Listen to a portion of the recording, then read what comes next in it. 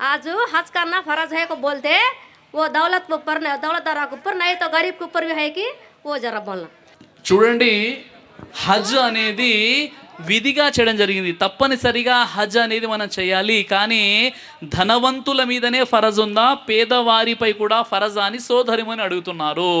అయితే హజ్ అనేది ఇస్లామీయ మూల స్తంభాలలో ఒకటి. 5 అర్కానే ఇస్లాంలోని ఒక భాగం ఏంటంటే హజ్. హజ్ ఎవరు చేయాలి?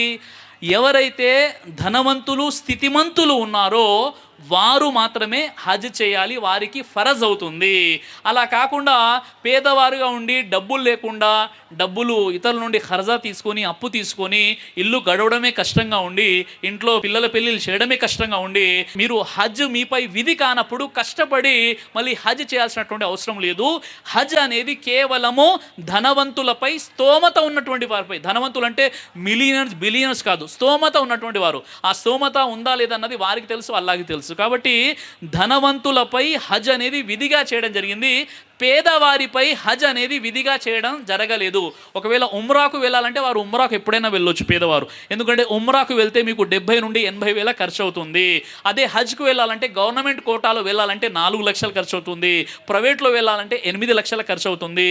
మీరు ఒక సాధారణ మధ్యతరగతి కంటే తక్కువ స్థాయి కుటుంబంలో ఉండి పేదరికంలో ఉండి 4 లక్షలు 8 లక్షలు ఖర్చు పెట్టి హజ్ కోసం వెళ్ళేటటువంటి అవసరం లేదు. హజ్ అనేది ధనవంతులపై మాత్రమే విధిగా చేయడం జరిగింది. లేదంటే నేను కాబతుల్లాను చూడాలి, అక్కడికి వెళ్ళాలంటే మీరు ఉమ్రాకి వెళ్ళిపోవచ్చు. ఉమ్రా ఎవరైనా చేయొచ్చు. రేపటి రోజు అల్లాహ్ సుబ్హానహు వ తఆలా మీరు పేదవారిగా ఉండి హజ్ చేయకుండా చనిపోతే నువ్వెందుకు హజ్ చేయలేదు, నేను నరకంలో వేస్తానని అల్లాహ్ చెప్పడు. ఎందుకంటే హజ్ ఎవరిపై ఫరజ్? ఎవరైతే స్థితిమంతులు, ఎవరైతే ధనవంతులో వారిపై మాత్రమే హజ్ అనేది ఫరజ్ ఉంది. కాబట్టి సోదరుని అడిగిన ప్రశ్నకు జవాబు దొరికిందని ఆశిస్తున్నాను. దైవ ప్రవక్త ముహమ్మద్ సల్లల్లాహు అలైహి వసల్లం వారు తెలియజేశారు, కడుపుకు సంబంధించినటువంటి అన్ని రకాల వ్యాధులకు అద్భుతమైనటువంటి ఔషధం తల్బీనా. ఇది దైవ ప్రవక్త వారి సున్నత్. మంచి ఆహారం, ఇమ్యూనిటీ బూస్టర్, ఇందులో షిఫా ఉంది.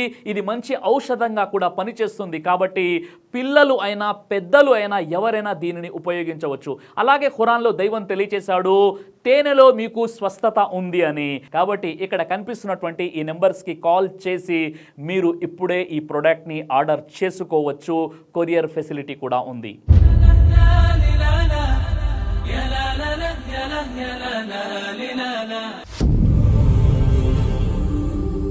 బ్రదర్ సిరాజ్ అని యూట్యూబ్ ఛానల్ని మీరు సబ్స్క్రైబ్ చేసినట్లయితే ఇన్షాల్లా దేవచిత్తం అయితే మీకు వీడియోస్ వస్తుంటాయి. అదేవిధంగా బ్రదర్ సిరాజ్ అనేటటువంటి ఫేస్బుక్ని కూడా లైక్ చేయడం వల్ల మీకు వీడియోస్ వస్తుంటాయి.